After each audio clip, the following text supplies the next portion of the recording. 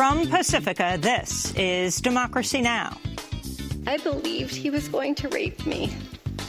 I tried to yell for help.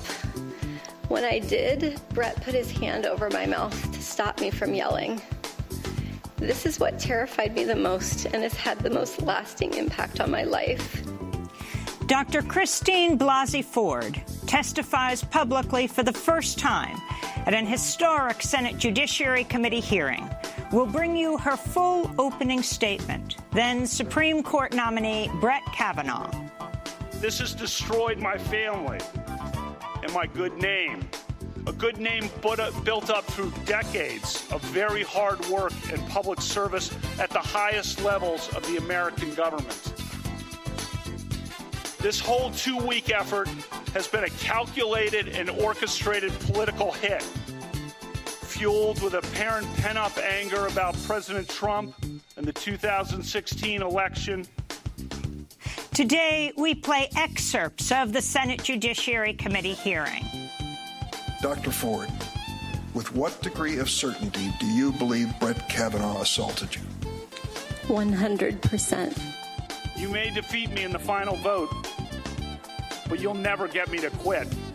All Never. that and more coming up.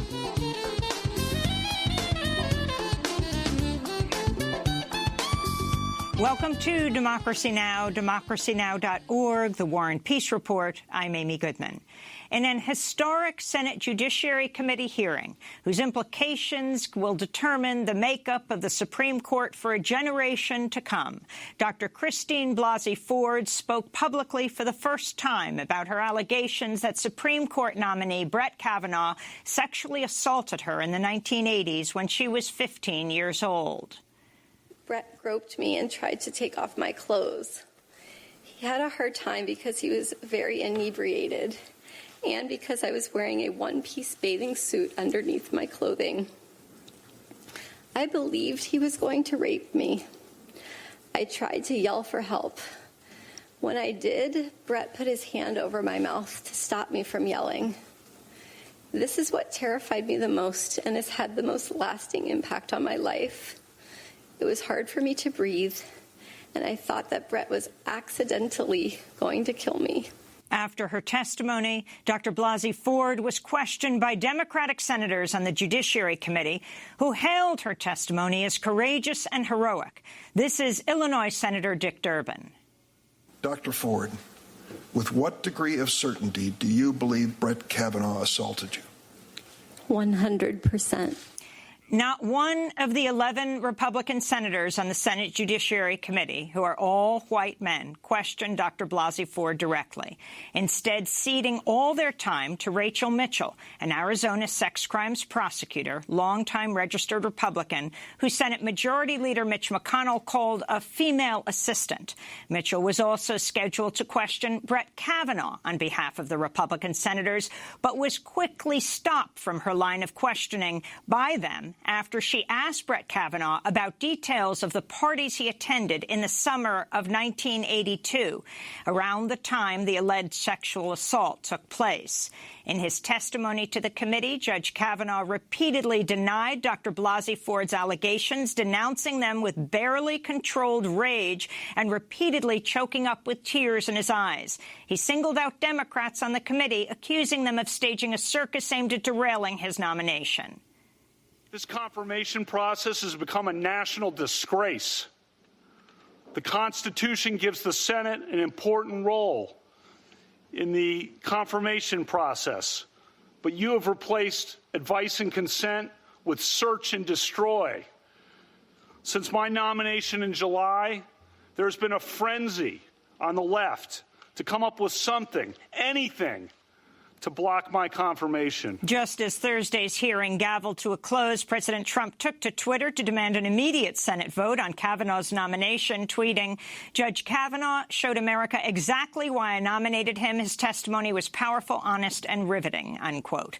Republican Senate leaders are poised to hold a vote today after they reconvene the Senate Judiciary Committee at 9:30 a.m. A vote by the full Senate could come as early as this weekend or Monday or Tuesday.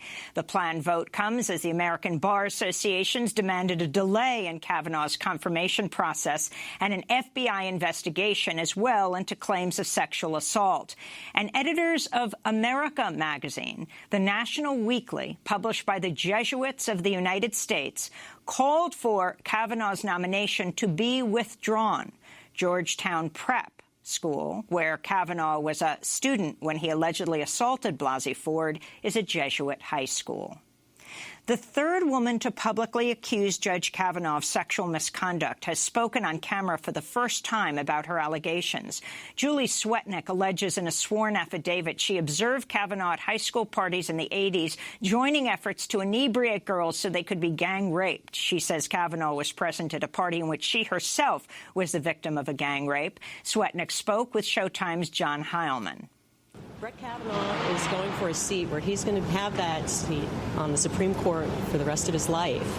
And if he's going to have that seat legitimately, all of these things should be investigated, because from what I experienced firsthand, I don't think he belongs on the Supreme Court. And I just want the facts to come out, and I want it to be just, and I want the American people to have those facts and judge for themselves. Julie Swetnick has demanded a chance to testify under oath before the Senate Judiciary Committee. So has another Kavanaugh accuser, Deborah Ramirez, who says Brett Kavanaugh exposed himself and thrust his genitals in her face during a party when they were both Yale freshmen. Ramirez's attorneys say they've been stymied by the committee's majority Republicans as they've tried to arrange to have Ramirez testify. Throughout Thursday's Senate hearing, Judge Kavanaugh repeatedly refused to call for an FBI investigation into the allegations. This is California Democrat Dianne Feinstein questioning Kavanaugh. What you're saying, if I understand it, is that the allegations by Dr. Ford, Ms. Ramirez, and Ms. Swetnick are wrong. Yeah, that is emphatically what I'm saying. Emphatically. The Swetnick thing is a joke. That is a farce. Would you like to say more about it? No. On Capitol Hill, more than 1,000 protesters chanting, "We believe Christine Ford," rallied outside Congress and marched to the Supreme Court Thursday. Police arrested 59 people as they blocked a street in a peaceful sit-in protest. This is Women's March co-chair Linda Sarsour. We are outraged at what is happening in that hearing room. The trial that Dr. Ford is being put on. Survivors are always on trial, and their perpetrators are always defended, and they're always protected, and we're tired of it. Enough is enough. After headlines will spend the hour on Thursday's historic Senate hearings. In breaking news, a major magnitude 7.5 earthquake struck off the Indonesian island of Sulawesi today. Authorities have called off a tsunami warning. There's no immediate word of deaths, injuries, or damage. Canadian Prime Minister Justin Trudeau said Thursday he won't be pressured by President Trump into agreeing to a renegotiated North American Free Trade Agreement, NAFTA. Trudeau's comment came ahead of a Sunday deadline set by President Trump for Canada's government to agree to a new version of NAFTA or face additional U.S. tariffs on automobile imports. The Americans are finding that the negotiations are tough because Canadians are tough negotiators, as we should be. But a good and fair deal is still very possible. But we won't sign a bad deal for Canadians. Last month, the Trump administration and Mexico's government reached a preliminary agreement to revise portions of NAFTA. On the U.S.-Mexico border, construction crews had begun work on a new steel wall separating El Paso, Texas, from neighboring Ciudad Juarez. The new 4-mile-long section of 18-foot-high wall will replace an existing border fence at an estimated cost of $22 million. This is El Paso County Commissioner David Stout speaking at a protest against the wall earlier this week. It damages this community because ours is a binational community. We all have family, friends, and coworkers who live on that side and work here, or vice versa. And in my opinion, we're sending a very ugly message to our brothers in Mexico. While it's one of the countries we in the United States depend on the most economically, especially the communities along the border. President Trump has failed in his campaign promise to build a wall along the entire southern border and to make Mexico pay for it. Elsewhere in Texas, immigrant rights groups say some 70 immigrant fathers and some of their children have launched a hunger strike as they languish inside the Karnes County Civil Detention Center, a for-profit immigration jail under contract with ICE. The fathers on strike had been previously separated from their children at the U.S.-Mexico border under the Trump administration's zero-tolerance crackdown. Now reunited behind bars, fathers and their children are demanding immediate freedom. This is one of the hunger strikers speaking by phone with the group People Without Borders. Today we started a hunger strike. Our children are with us. They are not attending their schools, nor are they eating. We are afraid that ICE is going to retaliate against us and separate us again, as they separated 16 parents on August 15th. I don't understand the laws of this country. They are unjust. The majority of the parents who are reunited were freed. The hunger strike at Karnes Detention Center comes as new numbers released by the Trump administration show at least 136 migrant children separated from their parents at the border are still in U.S. government custody more than 2 months after a deadline set by a federal judge for reunification. 3 of the children are under the age of 5.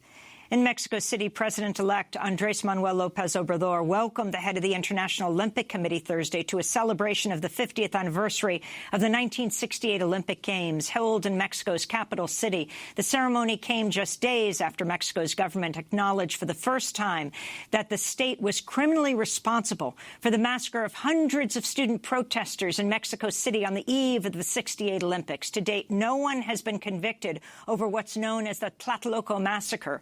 Interior Ministry official Jaime Roshan said Monday, quote, "The use of sniper fire was a state crime aimed at creating chaos, terror, and an official narrative to criminalize the protest. It was a state crime that continued beyond October 2nd with arbitrary arrests and torture," he said. And in Colombia, human rights groups are warning of an epidemic of murders targeting environmentalists and leaders of social movements.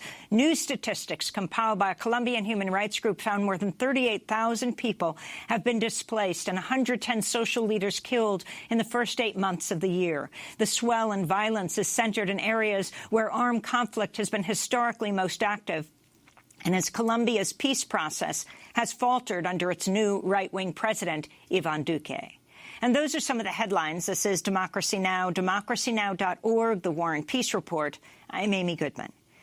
The Republican-led Senate Judiciary Committee is moving ahead with plans to vote on the confirmation of Brett Kavanaugh today as a Supreme Court justice. This comes after an extraordinary day of testimony from Kavanaugh and Dr. Christine Blasey Ford, the California psychologist who testified she was 100% positive that it was Kavanaugh who attempted to rape her at a high school party in 1982.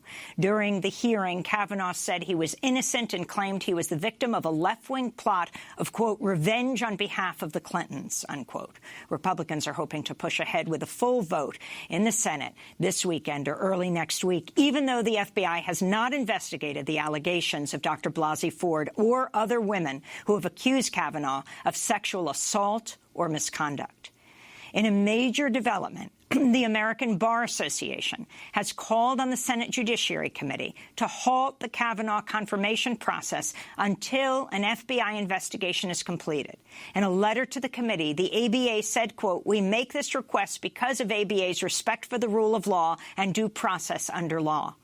The ABA had previously given Kavanaugh its highest rating of unanimous well-qualified for the Supreme Court.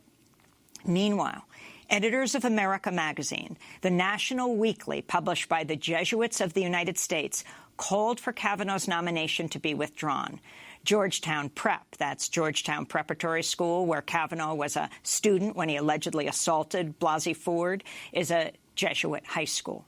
Just as Thursday's hearing gavelled to a close, President Trump took to Twitter to demand an immediate Senate vote on Kavanaugh's nomination, tweeting, "Judge Kavanaugh showed America exactly why I nominated him. His testimony was powerful, honest, and riveting," unquote. Well, today we bring you excerpts from Thursday's historic hearing. We begin with Dr. Christine Blasey Ford. The nation hears her for the first time in her own words. I am here today not because I want to be. I am terrified. I am here because I believe it is my civic duty to tell you what happened to me while Brett Kavanaugh and I were in high school. I have described the events publicly before. I summarized them in my letter to Ranking Member Feinstein and again in a letter to Chairman Grassley. I understand and appreciate the importance of your hearing from me directly about what happened to me and the impact that it has had on my life and on my family. I grew up in the suburbs of Washington, D.C. I attended the Holton Arms School in Bethesda, Maryland from 1978 to 1984. Holton Arms is an all-girls school that opened in 1901. During my time at the school, girls at Holton Arms frequently met and became friendly with boys from all boys schools in the area, including the Landon School, Georgetown Prep, Gonzaga High School, as well as our country clubs and other places where kids and families socialized. This is how I met Brett Kavanaugh, the boy who sexually assaulted me.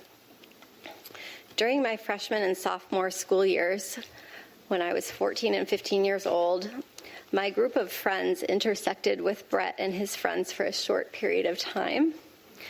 I had been friendly with a classmate of Brett's for a short time during my freshman and sophomore year. And it was through that connection that I attended a number of parties that Brett also attended. We did not know each other well, but I knew him and he knew me. In the summer of 1982, like most summers, I spent most every day at the Columbia Country Club in Chevy Chase, Maryland, swimming and practicing diving. One evening that summer, after a day of diving at the club, I attended a small gathering at a house in the Bethesda area. There were 4 boys I remember specifically being at the house: Brett Kavanaugh, Mark Judge, a boy named PJ, and one other boy whose name I cannot recall. I also remember my friend Leland attending. I do not remember all of the details of how that gathering came together, but like many that summer, it was almost surely a spur-of-the-moment gathering. I truly wish I could be more helpful with more detailed answers to all of the questions that have and will be asked about how I got to the party and where it took place and so forth. I don't have all the answers, and I don't remember as much as I would like to. But the details about that night that bring me here today are the ones I will never forget. They have been seared into my memory and have haunted me episodically as an adult. When I got to the small gathering, people were drinking beer in a small living room, family room type area on the first floor of the house. I drank 1 beer. Brett and Mark were visibly drunk. Early in the evening, I went up a very narrow set of stairs leading from the living room to a second floor to use the restroom. When I got to the top of the stairs, I was pushed from behind into a bedroom across from the bathroom. I couldn't see who pushed me. Brett and Mark came into the bedroom and locked the door behind them. There was music playing in the bedroom. It was turned up louder by either Brett or Mark once we were in the room. I was pushed onto the bed, and Brett got on top of me. He began running his hands over my body and grinding into me.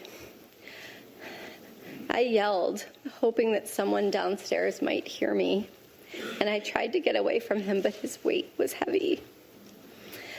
Brett groped me and tried to take off my clothes. He had a hard time because he was very inebriated and because I was wearing a one-piece bathing suit underneath my clothing. I believed he was going to rape me. I tried to yell for help, When I did, Brett put his hand over my mouth to stop me from yelling. This is what terrified me the most and has had the most lasting impact on my life. It was hard for me to breathe, and I thought that Brett was accidentally going to kill me. Both Brett and Mark were drunkenly laughing during the attack. They seemed to be having a very good time. Mark seemed ambivalent, at times urging Brett on, and at times telling him to stop. A couple of times I made eye contact with Mark and thought he might try to help me, but he did not. During this assault, Mark came over and jumped on the bed twice while Brett was on top of me. And the last time that he did this, we toppled over and Brett was no longer on top of me. I was able to get up and run out of the room. Directly across from the bedroom was a small bathroom. I ran inside the bathroom and locked the door. I waited until I heard Brett and Mark leave the bedroom, laughing, and loudly walk down the narrow stairway, pinballing off the walls on the way down. I waited, and when I did not hear them come back up the stairs, I left the bathroom, went down the same stairwell, through the living room, and left the house. I remember being on the street and feeling an enormous sense of relief that I had escaped that house and that Brett and Mark were not coming outside after me. Brett's assault on me drastically altered my life. For a very long time, I was too afraid and ashamed to tell anyone these details. I did not want to tell my parents that I, at age 15, was in a house without any parents present, drinking beer with boys. I convinced myself that because Brett did not rape me, I should just move on and just pretend that it didn't happen. Over the years, I told very, very few friends that I had this traumatic experience. I told my husband before we were married that I had experienced a sexual assault. I had never told the details to anyone, the specific details, until May 2012 during a couples counseling session. The reason this came up in counseling is that my husband and I had completed a very extensive, very long remodel of our home, and I insisted on a second front door, an idea that he and others disagreed with and could not understand. In explaining why I wanted a second front door, I began to describe the assault in detail. I recall saying that the boy who assaulted me could someday be on the U.S. Supreme Court and spoke a bit about his background at an elitist all-boys school in Bethesda, Maryland. My husband recalls that I named my attacker as Brett Kavanaugh. After that May 2012 therapy session, I did my best to ignore the memories of the assault because recounting them caused me to relive the experience and caused panic and anxiety. Occasionally, I would discuss the assault in an individual therapy session, but talking about it caused more reliving of the trauma, so I tried not to think about it or discuss it. But over the years, I went through periods where I thought about the attack. I had confided in some close friends that I had had an experience with sexual assault. Occasionally, I stated that my assailant was a prominent lawyer or judge, but I did not use his name. I do not recall each person I spoke to about Brett's assault, and some friends have reminded me of these conversations since the publication of the Washington Post story on September 16, 2018. But until July 2018, I had never named Mr. Kavanaugh as my attacker outside of therapy. This changed in early July 2018.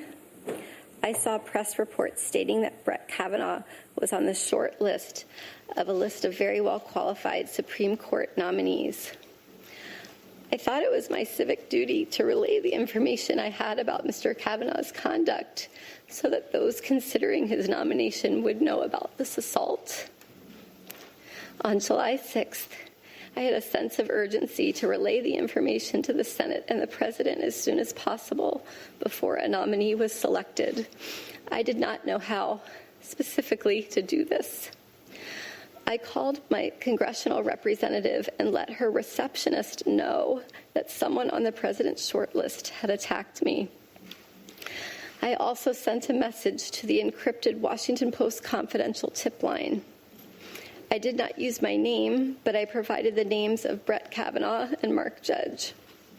I stated that Mr. Kavanaugh had assaulted me in the 1980s in Maryland.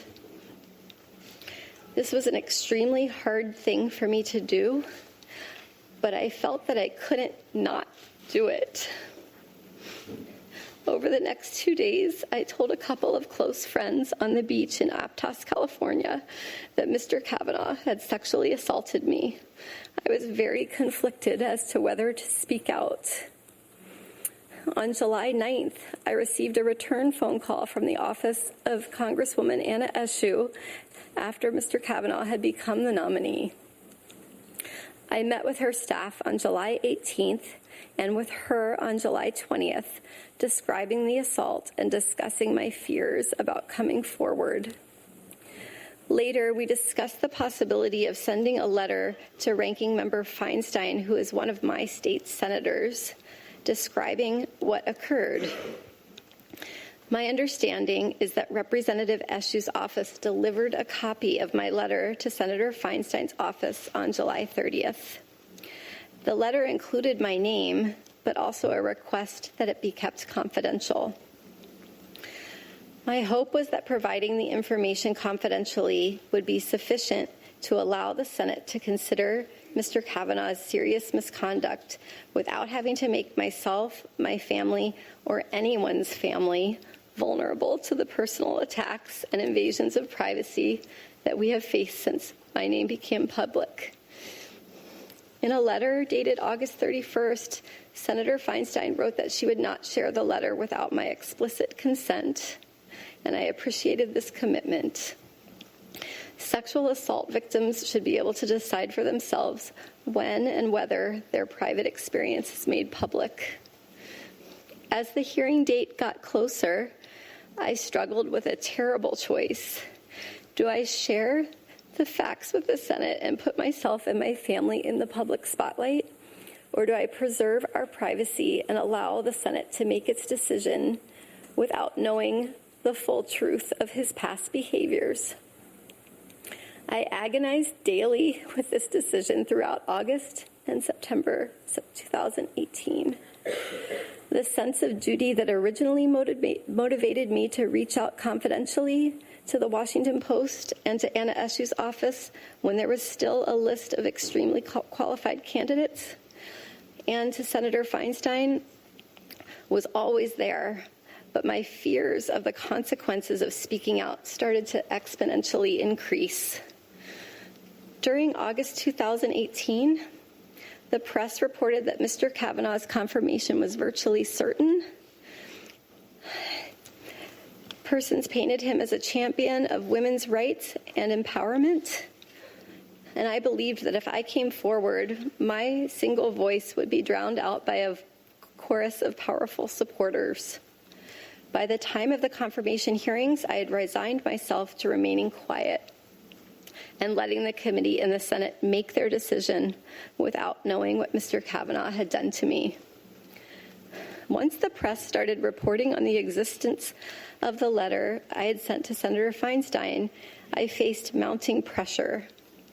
Reporters appeared at my home and at my workplace, demanding information about the letter in the presence of my graduate students. They called my bosses and coworkers and left me many messages, making it clear that my name would inevitably be released to the media. I decided to speak out publicly to a journalist who had originally responded to the tip I had sent to the Washington Post and who had gained my trust. It was important for me to describe the details of the assault in my own words. Since September 16th, the date of the Washington Post story, I have experienced an outpouring of support from people in every state of this country. Thousands and thousands of people who have had their lives dramatically altered by sexual violence have reached out to share their experience and have thanked me for coming forward. We have received tremendous support from our friends and our community. At the same time, my greatest fears have been realized, and the reality has been far worse than what I expected. My family and I have been the target of constant harassment and death threats, and I have been called the most vile and hateful names imaginable. These messages, while far fewer than the expressions of support, have been terrifying and have rocked me to my core. People have posted my personal information and that of my parents online on the internet. This has resulted in additional emails, calls, and threats. My family and I were forced to move out of our home. Since September 16th, my family and I have been visiting in various secure locales, at times separated and at times together, with the help of security guards. This past Tuesday evening, my work email was hacked and messages were sent out trying to recant my description of the sexual assault. Apart from the assault itself, these past couple of weeks have been the hardest of my life. I've had to relive this trauma in front of the world, and I've seen my life picked apart by people on television, on Twitter, other social media, other media, and in this body who have never met me or spoken with me. I have been accused of acting out of partisan political motives. Those who say that do not know me. I am an independent person, and I am no one's pawn.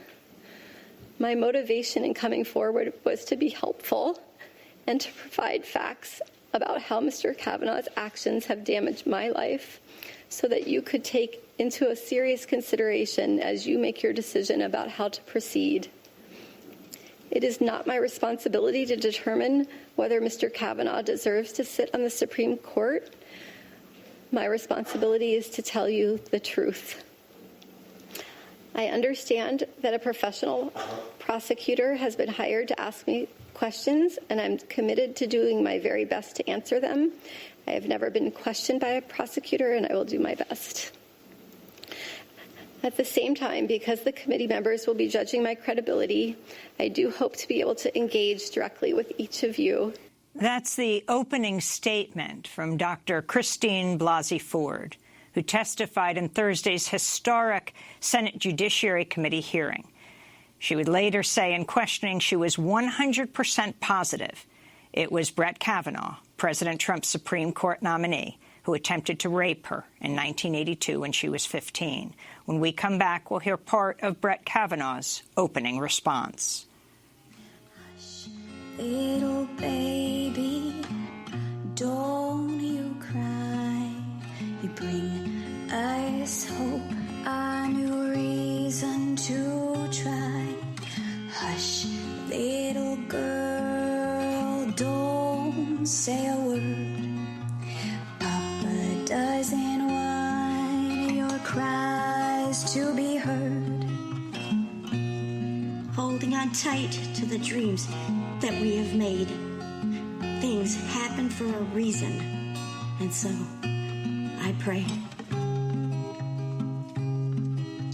Hush, young woman, it'll be over soon. The man just needs to feel power over you. Hush, young mama, don't make him mad.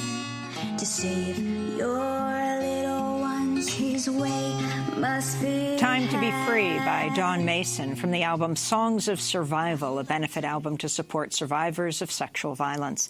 This is Democracy Now!, democracynow.org, The War and Peace Report. I'm Amy Goodman. Today we're bringing you excerpts from Thursday's historic Senate Judiciary Committee hearing. We started with the testimony of Dr. Christine Blasey Ford. Now we go to the testimony of President Trump's Supreme Court nominee, Brett Kavanaugh. In the morning, Blasey Ford testified she was 100% positive positive it was Kavanaugh who attempted to rape her at a small gathering of high school students in 1982.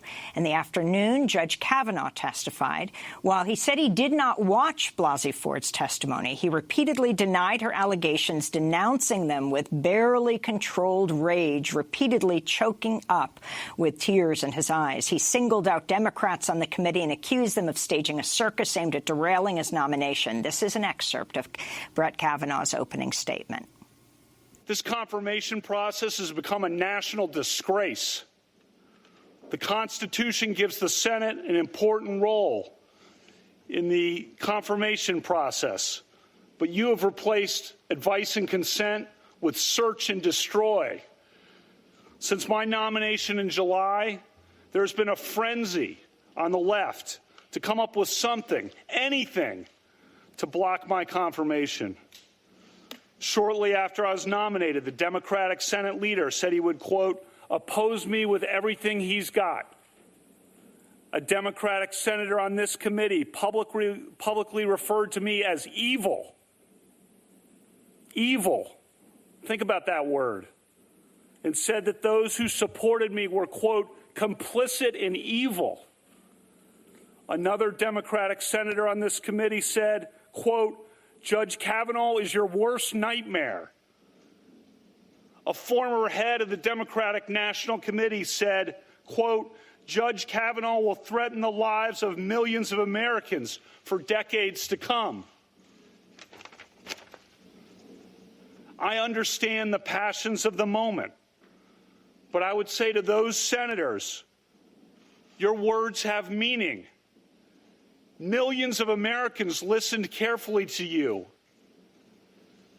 Given comments like those, is it any surprise that people have been willing to do anything, to make any physical threat against my family, to send any violent email to my wife, to make any kind of allegation against me and against my friends, to blow me up and take me down? You sowed the wind. For decades to come, I fear that the whole country will reap the whirlwind. The behavior of several of the Democratic members of this committee at my hearing a few weeks ago was an embarrassment. But at least it was just a good old-fashioned attempt at borking. Those efforts didn't work. When I did at least okay enough at the hearings that it looked like I might actually get confirmed, a new tactic was needed. Some of you were lying in wait and had it ready. This first allegation was held in secret for weeks by a Democratic member of this committee and by staff. It would be needed only if you couldn't take me out on the merits. When it was needed, this allegation was unleashed and publicly deployed over Dr. Ford's wishes. And then, as no doubt was expected, if not planned, came a long series of false last-minute smears designed to scare me and drive me out of the process before any hearing occurred. Crazy stuff. Gangs, illegitimate children, fights on boats in Rhode Island. All nonsense, reported breathlessly and often uncritically by the media. This has destroyed my family and my good name, a good name built up through decades of very hard work and public service at the highest levels of the American government. This whole 2-week effort has been a calculated and orchestrated political hit, fueled with apparent pent-up anger about President Trump and the 2016 election, fear that has been unfairly stoked about my judicial record, revenge on behalf of the Clintons, and millions of dollars in money from outside left-wing opposition groups. This is a circus. The consequences will extend long past my nomination. The consequences will be with us for decades. This grotesque and coordinated character assassination will dissuade competent and good people of all political persuasions from serving our country. And as we all know, in the United States political system of the early 2000s, what goes around comes around. I am an optimistic guy. I always try to be on the sunrise side of the mountain, to be optimistic about the day that is coming. But today, I have to say that I fear for the future. Last time I was here, I told this committee that a federal judge must be independent, not swayed by public or political pressure. I said I was such a judge, and I am. I will not be intimidated into withdrawing from this process. You've tried hard. You've given it your all. No one can question your effort. But your coordinated and well-funded effort to destroy my good name and destroy my family will not drive me out. The vile threats of violence against my family will not drive me out. You may defeat me in the final vote, but you'll never get me to quit. Never. I'm here today to tell the truth. I've never sexually assaulted anyone. Not in high school, not in college, not ever. Sexual assault is horrific. One of my closest friends to this day is a woman who was sexually abused and who in the 1990s, when we were in our 30s, confided in me about the abuse and sought my advice. I was one of the only people she consulted. Allegations of sexual assault must always be taken seriously, always. Those who make allegations always deserve to be heard. At the same time, the person who is the subject of the allegations also deserves to be heard. Due process is a foundation of the American rule of law. Due process means listening to both sides. Judge Brett Kavanaugh testifying before the Senate Judiciary Committee Thursday. When we come back, we'll hear questioning of both of those who testified, Dr. Blasey Ford and Judge Brett Kavanaugh. Stay with us. You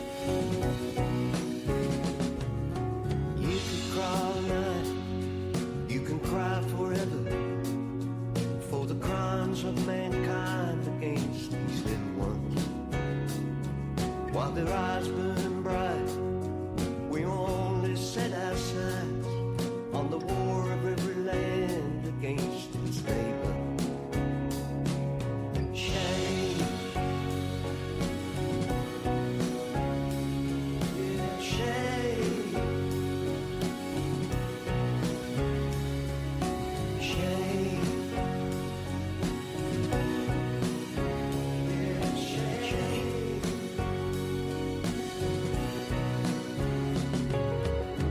One day the sun will refuse to shine, and the moon and the stars will close their eyes. Shame by Bill Fay. This is Democracy Now!, democracynow.org, The War and Peace Report. I'm Amy Goodman. We end the hour today with the questioning of both people who testified yesterday at the Senate Judiciary Committee. Dr. Christine Blasey Ford testified in the morning into the early afternoon, and then Judge Brett Kavanaugh responded, though he said he did not hear her testimony in the morning. This is Senate Judiciary Committee member, Democratic Senator Dick Durbin of Illinois, questioning Judge Kavanaugh. Judge Kavanaugh, earlier today, Dr. Christine Ford sat in that same chair, and under oath, she said clearly and unequivocally that she was the victim of sexual assault at your hands. She answered our questions directly, and she didn't flinch at the prospect of submitting herself to an FBI investigation of these charges. We know, and I'm sure she's been advised by her attorneys, that a person lying to the FBI can face criminal prosecution. You have clearly and unequivocally denied that you assaulted Dr. Ford. With that statement, you must believe that there is no credible evidence or any credible witness that could prove otherwise. You started off with an impassioned statement at the beginning, and I can try to imagine what you have been through or your family's been through, and I'm sure I wouldn't get close to it. But it was an impassioned... No, you wouldn't. I'm sure I wouldn't. It's an impassioned statement. And in the course of it, you said, I welcome any kind of investigation. I quote you. I welcome any kind of investigation. I've got a suggestion for you. Right now, turn to your left in the front row, to Don McGahn, counsel to President Donald Trump. Ask him to suspend this hearing and nomination process until the FBI completes its investigation of the charges made by Dr. Ford and others and goes to bring the witnesses forward and provides that information to this hearing. I'm sure that the chairman at that point will understand that that is a reasonable request to finally put to rest these charges if they are false or to prove them if they are not. You spent 2 years in the White House office that approved judicial nominees. You turned to the FBI over and over and over again for their work. Let's bring them in here and now. Turn to Don McGahn and tell him it's time to get this done. An FBI investigation is the only way to answer some of these questions. Stop the clock. This committee is running this hearing, not the White House, not Don McGahn, not even you as a nominee. We are here today because Dr. Ford asked for an opportunity here. I know you did too as well. In fact, maybe even before she did. We're here because people wanted to be heard from charges that they all thought were unfair, or activities like sexual assault was unfair. So I want to assure Senator Durbin, regardless of what you say to Senator Don McGahn, we're not suspending this hearing. That was Senate Judiciary Committee Chair Chuck Grassley responding to Senator Dick Durbin. Not one of the 11 Republican senators on the Senate Judiciary Committee, who are all white men. There's never been a Republican woman in the history of the Senate Judiciary Committee. Not one of these 11 men questioned Dr. Blasey Ford directly, instead ceding all their time to Arizona sex crimes prosecutor Rachel Mitchell, who Senate Majority Leader Mitch McConnell called a female assistant. Mitchell was also scheduled to question Judge Kavanaugh on behalf of the Republican senators, but they quickly stopped her line of questioning after she asked Judge Kavanaugh about details of parties and gatherings he attended in the summer of 1982. Do you still have your calendars there? I do. I would like you to look at the July 1st entry.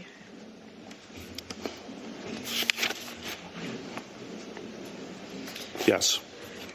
The entry says, and I quote, "Go to Timmy's for skis with Judge, Tom, PJ, Bernie, and Squee." Squee. Okay. It's a nickname. Okay. To what does this refer and to whom? So first says Tobin's House workout. So that's one of the football workouts that we would have that Dr. Finizio would run for guys on the football team during the summer. So we would be there. That's usually 6 to 8 or so, kind of till near dark. And then it looks like we went over to Timmy's. You want to know their last names too? I'm happy to do it. If you could just identify, is Judge Mark Judge? It is. And is PJ Smith? It is. During his answer, Brett Kavanaugh confirmed he attended this gathering on July 1st, 1982, with Mark Judge and PJ, that's Patrick Smith, two of the same people identified by Dr. Christine Blasey Ford. But Rachel Mitchell, the sex crimes prosecutor, brought in by the Republicans, never got a chance to ask a follow-up round of questions. Soon after, Senator Lindsey Graham jumped in, becoming the first Republican to directly question Brett Kavanaugh, and then the others followed suit. Graham began by going after his Democratic counterparts. If you wanted an FBI investigation, you could have come to us. What you want to do is destroy this guy's life, hold this seat open, and hope you win in 2020. You've said that, not me. You've got nothing to apologize for. When you see Sotomayor and Kagan, tell them that Lindsey said hello, because I voted for them. I would never do to them what you've done to this guy. This is the most unethical sham since I've been in politics. And if you really wanted to know the truth, you sure as hell wouldn't have done what you've done to this guy. Are you a gang rapist? No. I cannot imagine what you and your family have gone through. Boy, y'all want power. God, I hope you never get it. I hope the American people can see through this sham, that you knew about it and you held it.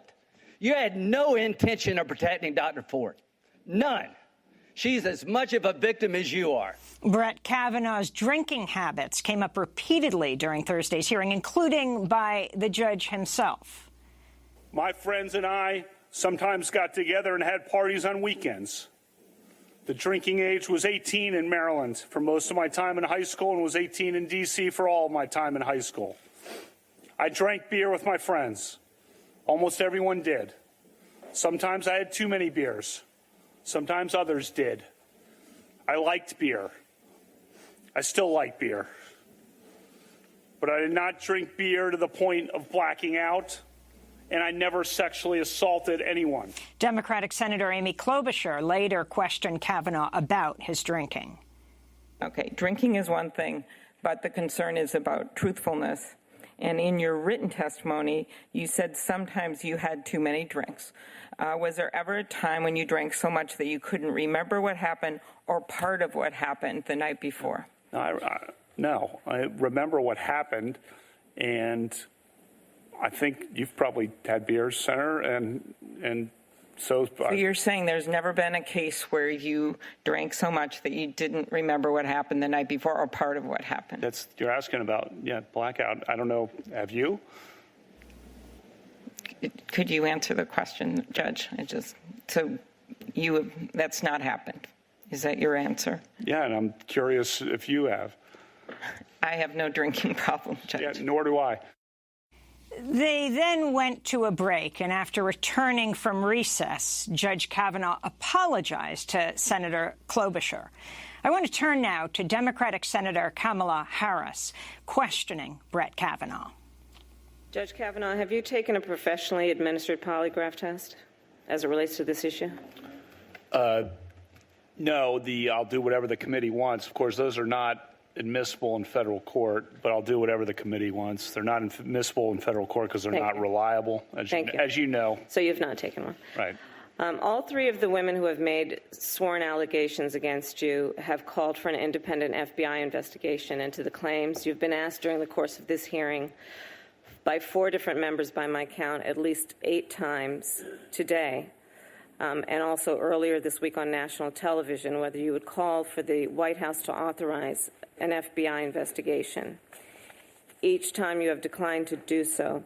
Now, I know you do, that the FBI is an agency of men and women who are sworn and trained law enforcement, who in the course of conducting background investigations on nominees for the Supreme Court of the United States and others are charged with conducting those background investigations because they are sworn law enforcement and they have the expertise and the ability and the history of doing that. So I'm going to ask you one last time.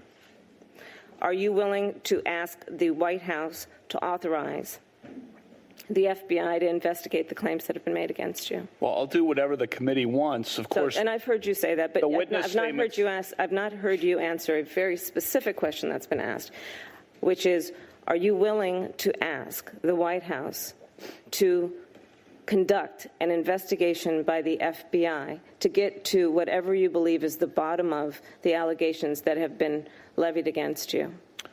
The FBI would gather witness statements. You have the witness statements.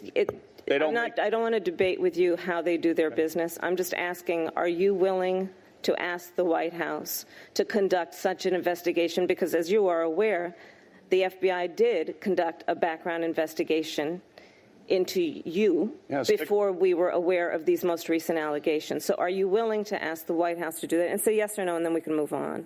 I've had 6 background investigations over 26 years. Sir, as it relates to the recent allegations, are you willing to have them do it? The witness testimony is before you. No witness who was there supports that I was there. Okay, I'm going to take that as a no, and we can move on. You have said in your opening statement, you characterized these allegations as a conspiracy directed against you. I'll point out to you that Justice now, Neil Gorsuch, was nominated by this president. He was considered by this body just last year. I did a rough kind of analysis of similarities. You both attended Georgetown Prep. You both attended very prestigious law schools. You both clerked for Justice Kennedy. You were both circuit judges. You were both nominated to the Supreme Court. You were both questioned about your record. The only difference is that you have been accused of sexual assault. How do you reconcile your statement about a conspiracy against you with the treatment of someone who was before this body not very long ago? I explained that in my opening statement, Senator. Look at the evidence here, the calendars, look at the witness statements, look at Ms. Kaiser's statement. Okay. That was Kamala Harris questioning Judge Kavanaugh. Before his opening statement and the questions, the Democratic senators talked to and questioned Dr. Christine Blasey Ford. This is Connecticut Democratic Senator Richard Blumenthal. I have found your testimony powerful and credible, and I believe you. You're a teacher, correct? Correct. Well, you have given America an amazing teaching moment. And you may have other moments in the classroom, but you have inspired and you have enlightened America. You have inspired and given courage to women to come forward, as they have done to every one of our offices and many other public places. You have inspired and you have enlightened men in America to listen respectfully to women survivors and men who have survived sexual attack. And that is a profound public service, regardless of what happens with this nomination. And so the teachers of America, people of America, should be really proud of what you have done. Let me tell you why I believe you. Not only because of the prior consistent statements and the polygraph tests and your request for an FBI investigation and your urging that this committee hear from other witnesses who could corroborate or dispute your story. But also, you have been very honest about what you cannot remember. And someone composing a story can make it all come together in a seamless way, but someone who is honest, I speak from my experience as a prosecutor as well, is also candid about what she or he cannot remember. The senators on the other side of the aisle have been silent. This procedure is unprecedented in a confirmation hearing. We end today with Democratic Senator Dick Durbin questioning Dr. Christine Blasey Ford.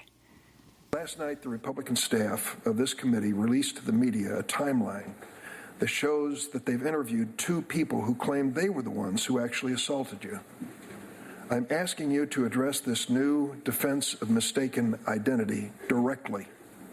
Dr. Ford, with what degree of certainty do you believe Brett Kavanaugh assaulted you? 100%. 100%.